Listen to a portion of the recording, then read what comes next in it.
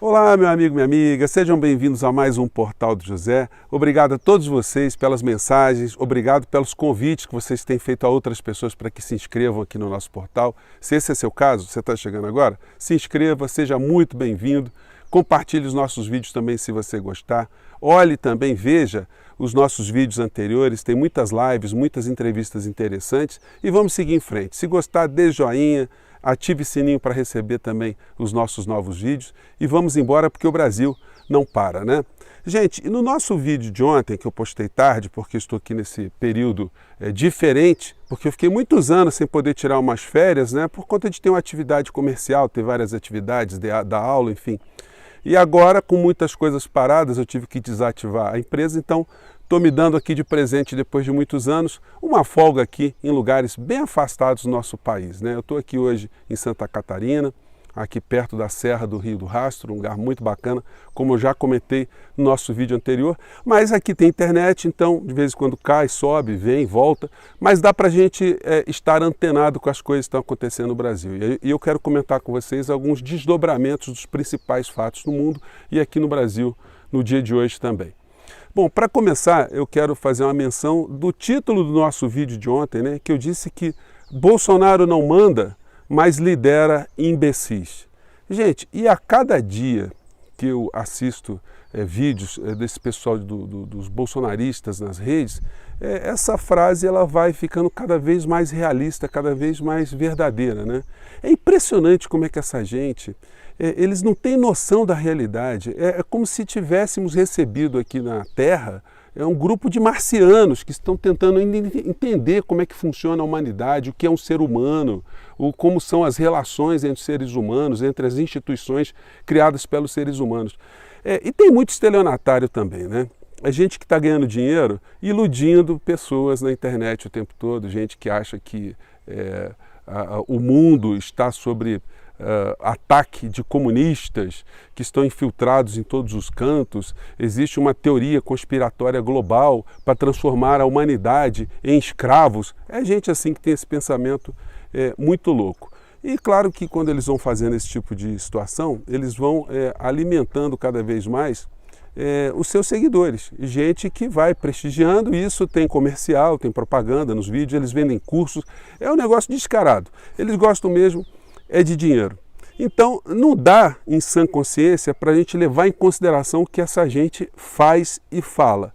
No entanto, são aquelas criaturas que eu nomeei ontem como imbecis que ajudam com que o nosso país fique travado numa espécie de pré-história que eles jogaram a pátria, né, e tentam manter a todo custo. E hoje eu estou lendo aqui dois artigos, um do Álvaro Costa e Silva, cujo título é Bolsonaro, o vagabundo eficiente, e outro da Cristina Serra, o instinto assassino de Bolsonaro. Nos dois artigos, a gente vê algumas linhas parecidas com algumas coisas que eu disse para vocês aqui nos nossos vídeos anteriores. Primeiro, como é que a gente pode esperar alguma coisa saudável, alguma coisa racional de uma figura insana, de um despreparado, de uma pessoa inculta, de um burro assumido, de um burro consciente? Como é que algo de nobre, algo de útil pode surgir no meio da política vindo de uma criatura como essa? Se vocês observarem, nesses artigos, há um histórico da vida de Bolsonaro. Um militar medíocre, um militar que não teve nenhum tipo de projeção dentro da sua carreira, e depois como político também passou a vida inteira como um político extremamente medíocre. Uma pessoa que encontrou na política um meio de ganhar dinheiro, de ascender socialmente. E aí quando ele percebeu, já tendo filhos, né, que isso era uma boca para poder também ganhar muito dinheiro, pelo menos para os padrões de um trabalhador brasileiro comum, aí ele foi enfiando todo mundo. Nunca ele pensou em ser presidente da República, portanto nunca se preparou para nenhum tipo de desafio, nunca estudou nada sobre educação, sobre saúde, saneamento básico, sobre economia, nada. Ele se bastava ganhando aquele dinheiro sem precisar bater ponto, sem precisar bater continência, sem precisar prestar contas e fazendo aquele servilismo com que ele chama de família militar, e angariando sempre votos nesse nicho. De repente as circunstâncias se colocaram de uma forma absolutamente surreal aqui no nosso país, há implicações, envolvimentos de empresas e de interesses estrangeiros fomentando essa campanha de Bolsonaro e ele acabou virando presidente da República. Claro, estou resumindo aqui porque são muitos fatores que fizeram com que ele virasse o presidente da República. Mas o que esperar dessa criatura? Quando eu digo que ele não manda nada, é porque ele não manda nada mesmo. Ele virou as costas para a área da economia e entregou para a banca. E muitas pessoas perguntam, por que Bolsonaro não cai? E eu tenho dito o tempo todo aqui. E apesar de algumas pessoas já acharem, ontem eu estava vendo um vídeo do professor Vila, que ele já coloca o Bolsonaro assim, na marca do pênalti, né? Como se tivéssemos aqui no Brasil no início de um processo de destituição do Bolsonaro. Gente, vamos ser realistas, isso só vai acontecer se o mercado financeiro, se os bancos nacionais, os bancos internacionais, se os grandes meios de comunicação, se o agrobusiness, se esses pastores de meia tigela dessas igrejas empresariais que fingem que defendem pensamentos bíblicos, né? Se essa gente toda decidir que Bolsonaro deve ser destituído. Porque se isso não acontecer, nós ficaríamos sujeitos a manifestações extremamente massivas ou maciças, né, do povo brasileiro, o que está muito complicado agora diante das circunstâncias que nós todos sabemos. Então, o caminho mais comum é que ele permaneça, por incrível que pareça, até o final do seu mandato. O jogo, gente, na superestrutura da política e da economia, ele é muito bem desenhado. Mesmo nos Estados Unidos agora, quando Trump é expelido do sistema, de um certo modo, pelas grandes big techs, né, empresas de comunicação na internet, enfim, quando mesmo na campanha eleitoral ele recebeu muito menos dinheiro de Wall Street do que Joe Biden, para vocês terem uma ideia, o Biden recebeu 76 milhões de dólares e o Trump recebeu 16 milhões de dólares. Mas isso não significa que Trump era o inimigo do sistema.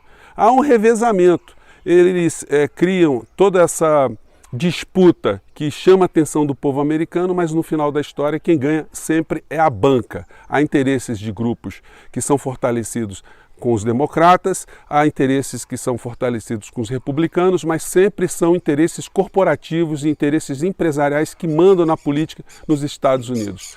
E aqui no Brasil, até eu vi uma entrevista um tempo atrás do Barack Obama para o Pedro Bial, onde o Pedro Bial perguntava alguma coisa sobre o Lula, que se ele achava que o Lula ainda era o cara. E o Barack Obama ele deu uma resposta muito interessante, ele disse o seguinte, olha, você não consegue analisar um político, um governante, apenas por alguns dados. Você tem que conjugar o que foi a história da formação desse indivíduo enquanto pessoa, as suas amizades, a sua formação, a sua educação, o conjunto de fatores que estão funcionando numa sociedade e o tempo que esses fatores todos estão se sobrepondo, estão se misturando. Então, só a partir de pesar todos esses fatores é que você consegue examinar especificamente o perfil de um governante. Enfim, ele saiu meio pela tangente, mas ele fez um relato, né, que eu achei bastante interessante. Isso serve para a gente analisar Bolsonaro? Sim. Bolsonaro sendo esse político medíocre, esse ser humano medíocre, esse militar medíocre, figura totalmente inexpressiva, junto com o conjunto de pessoas que ele colocou para trabalhar com ele, trabalhar entre aspas, e mais os interesses econômicos do momento atual, a gente consegue entender mais ou menos o que está acontecendo. De fato, ele continua sem mandar absolutamente nada. Ontem nós tivemos mais uma situação extremamente grave, eu não sei como é que esse troço está sendo repercutido hoje pelas redes, como é que os meios de comunicação vão tratar disso, que foi a declaração de Rodrigo Maia, que chamou o presidente da República de covarde e do responsável pelas mais de 200 mil mortes aqui no nosso país. Gente, isso não é pouca coisa. Bom, primeira questão que a gente deve analisar nessa declaração é por que Rodrigo Maia só descobriu isso agora? Por que existem mais de 60 pedidos de impeachment contra Bolsonaro e eles não foram tirados da gaveta para serem discutidos? Isso tem a ver com aquelas primeiras questões que eu abordei aqui. Porque Bolsonaro, embora ele não mande absolutamente nada, ele entregou a área da economia para quem detém o poder de fato no nosso país. E esse pessoal está deitando e rolando. O Bolsonaro, quanto mais maluquice ele fizer... Aliás, a Cristina Serra, no texto dela, ela fala mais ou menos isso que eu estou falando com vocês. Enquanto a banca estiver ganhando, ele vai ser mantido no poder. Bom, mas essa frase de Rodrigo Maia, embora ela não se preste ao impeachment de Bolsonaro de uma forma instantânea, mas ela sinaliza que um presidente de uma força política ou um líder de uma força política importante no nosso país está dizendo que ele é o principal responsável pelas mortes que estão acontecendo no nosso país. Sabe o que isso significa, gente?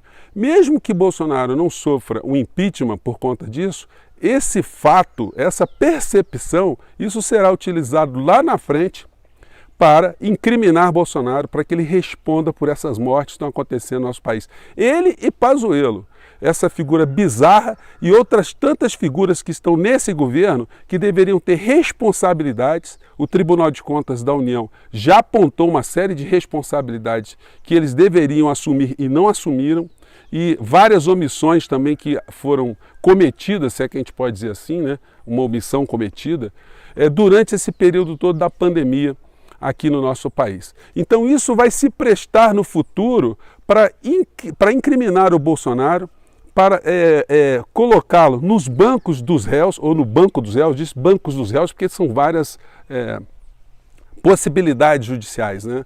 No campo da justiça eleitoral, da justiça criminal, da justiça civil, enfim. Então são vários bancos ali que o presidente fatalmente acabará sentando. Gente, eu estou falando com vocês assim mais rápido porque agora começou a chuviscar. Eu estou com o laptop aqui, aqui com vocês, estou fazendo aqui nosso portal do José Rural e às vezes não dá para combinar aqui com São Pedro, né? Então vou terminar nosso papo aqui, espero ter jogado questões aqui muito importantes, mas tudo isso que eu estou falando para vocês, gente, não é para a gente desanimar, não.